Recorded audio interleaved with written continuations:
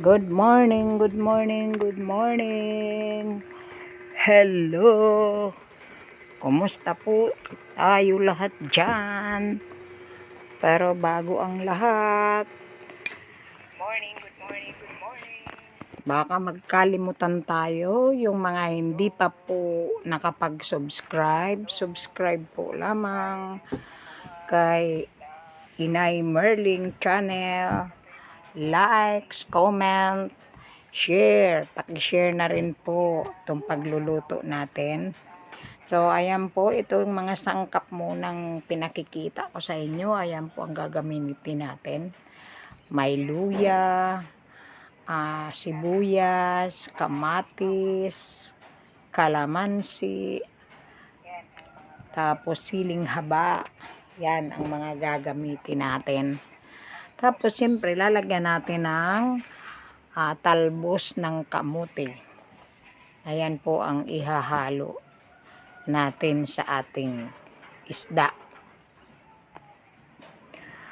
Ayan po, galunggong.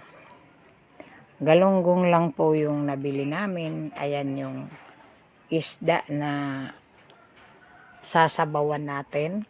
So, magsasabaw po tayo ng galunggong na yan. Tapos, ayan, himayin na natin itong talbos kamote.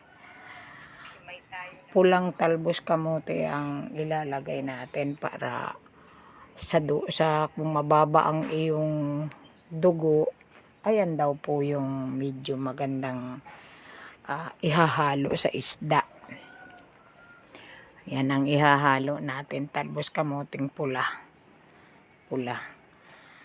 So, ayun, kasi ang paborito kong pag tumatanda na tayo, kailangan may sabaw. Kailangan may sabaw lagi yung ating kinakain, inuulam. Mahina na ang sikmura. Kaya dapat tayong magsabaw. Di ba?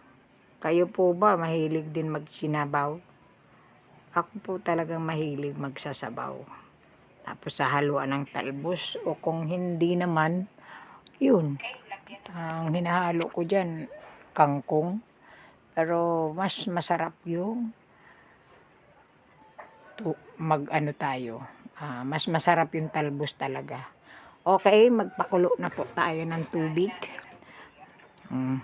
Inuna ko na itong para malasa yung ginger, luya, kumbaga. Nilagyan ko na ng una ng asin. Asin itong nilagay ko. Tapos pag kumulo na yan,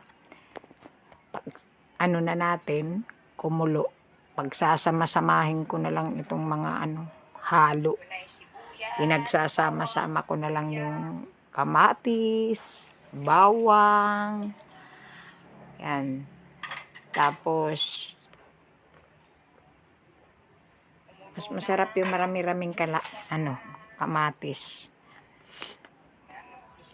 Tapos, kapag medyo malapit ng kumulo, o mas masarap nga kapag kumukulo, ayan, pisat-pisatin pa natin yung kamatis kasi mas masarap, malasa pag pag pinipisat-pisat mo yung kamatis sa kwali.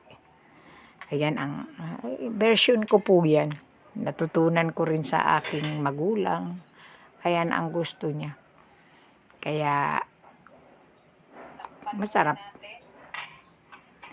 Ayan, kumulo na po kasi. So, buksan natin na yan. Tapos, ayan, kumulo na ang aking isda. Masarap na yan. Yan. Pipisat-pisatin pa rin natin. Pag kumulo kasi yan, tapos mga ilang minuto, kasi para mawala ang langsa. May luya naman. Pero mas maganda-ganda pa rin kapag Kaya ayan, sinabawang isda, may talbos kamote. Mas masarap nga yan kapag may tanglad pa. Pero kalamansi kasi ang ginamit ko. Kaya hindi na tayo nangailangan ng tanglad. Takpan muna natin hanggang maluto yung talbos kamote. Ayan. Luto na yung talbos. Mag-ano na tayo ng kalamansi. Ilagay na natin yung kalamansi. Ngayon, maghahantay na lang tayo ng ilang segundo. Maluto na yan. Masarap. Nabanggit ko kanina yung tanglad. Yun ang mas masarap kung lalagyan mo pa. Pero may luya naman kasi. Kaya hindi ko na nilagyan. Kalamansi lang. Ayos na. Lagyan na natin ng pampalasa. Lagyan na rin natin. Kaya luto na rin yan. Lagyan natin. Timpla natin yan. Magic sarap. Kasi naman ang magic sarap. Kung maaari nga, yung Knorr. Kung ano lang ang nandiyan dyan sa Kung ano lang ang nandiyan dyan sa bahay, yun na lang ang pinagtsatsagaan natin. Ayan po, luto na ang ating sinabawang isda. Sinabawang galunggong at talbos kamote. Ayan lang po ang ginawa ni Inay. Version po yan ni Inay Merly. Mga probinsyang luto, kumbaga.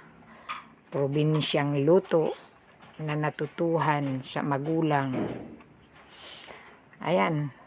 Na na natin. Tinikman na. So, ayan lang po. Maraming salamat. Maraming salamat po sa inyo. Babu, bye-bye. Ayan lang po. Naluto na ang ating isda. So, yung hindi pa nakakapag-subscribe, ulitin ko, subscribe, like, then comment and share. Ayan po. Maraming salamat po. Bye-bye.